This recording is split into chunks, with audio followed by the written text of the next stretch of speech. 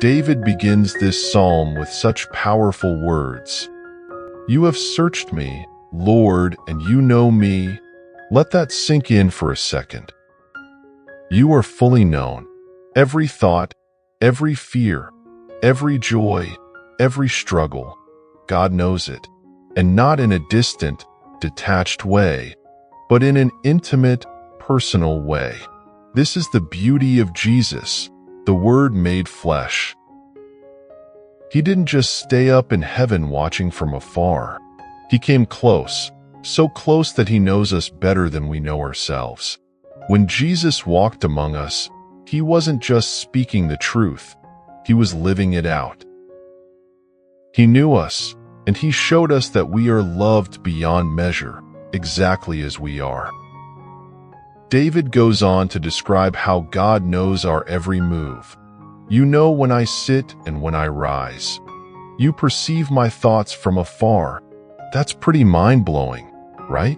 The fact that God sees us in such detail can feel overwhelming sometimes, but there's comfort in it too. God sees you.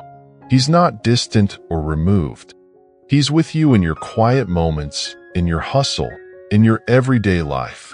And the beauty of that is that he knows you, your strengths, your weaknesses, your hopes, and your fears, and he still chooses to love you.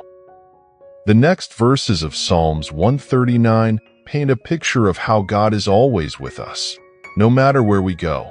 Where can I go from your spirit? Where can I flee from your presence? Have you ever felt like running away, like hiding from the world, or even from God? It's easy to think we can escape or hide, but the truth is, God's presence is everywhere. There's no place where his love doesn't reach, no darkness where his light can't shine. Jesus came close to us precisely because he knew we would need that constant reminder that no matter where we are, he's with us, loving us, guiding us. And here's where it gets even more beautiful. For you created my inmost being. You knit me together in my mother's womb. God didn't just make us and then leave us to figure it out. He formed us with intention, with care, and with love. Jesus, the Word, was there in the beginning, part of the creation story, bringing everything into being. But he didn't stop there. He came as one of us, showing us how deeply we are loved and cherished, even in our brokenness. When we look at Jesus, we see the heart of God, the one who created us, who knows us intimately, and who came to make us whole. David goes on to say, I praise you because I am fearfully and wonderfully made. Isn't that a beautiful thought? That you are wonderfully made. You might not always feel it, especially on those days when doubt creeps in or when life feels hard. But the truth remains, you are a masterpiece. You were crafted by the hands of God, who doesn't make mistakes. When you look in the mirror, do you see yourself as God sees you? Do you know that he looks at you with love and delight? Jesus, in his life and death, made it clear that we are worth loving, worth saving, worth everything to him. There's a part of this psalm where David reflects on how God has always known him, before he even existed. Your eyes saw my unformed body. All the days ordained for me were written in your book before one of them came to be. Can you imagine that? God knew you before you were even born. He saw you in your mother's womb, and he saw you now, in all your uniqueness, all your complexities. Jesus came to show us just how much God values our lives. His coming into the world was no accident.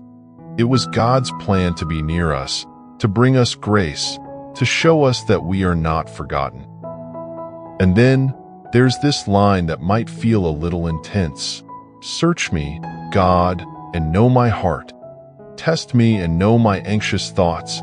It's one thing to be known by someone, but it's another to invite someone into the deepest, most vulnerable parts of you. But David shows us that this isn't a scary thing. It's a safe thing. When we invite God into our hearts, we're inviting the one who loves us most. Jesus came to set us free from our fears and anxieties. He didn't come to judge us, but to walk with us through it all, holding our hand, offering peace and grace every step of the way. This is the heart of Jesus, the one who searches us, knows us, and loves us anyway. In his life, death, and resurrection, he proved that we are worth his time, his love, his grace. And the best part? Jesus isn't just a far-off idea or a historical figure.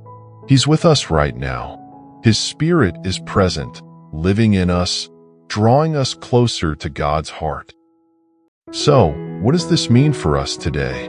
Maybe it's an invitation to stop hiding from God, to let him know all the things you're struggling with or the parts of yourself you think aren't enough. Maybe it's a chance to remember that you are wonderfully made, just as you are. You don't have to be perfect. You don't have to have it all together. God already knows you, and he loves you deeply. I want to leave you with this thought. God knows you completely and still chooses to love you. What would it look like for you to really rest in that truth today? Maybe it's taking a moment to thank him for creating you so uniquely, or reflecting on the parts of your life where you felt his presence guiding you.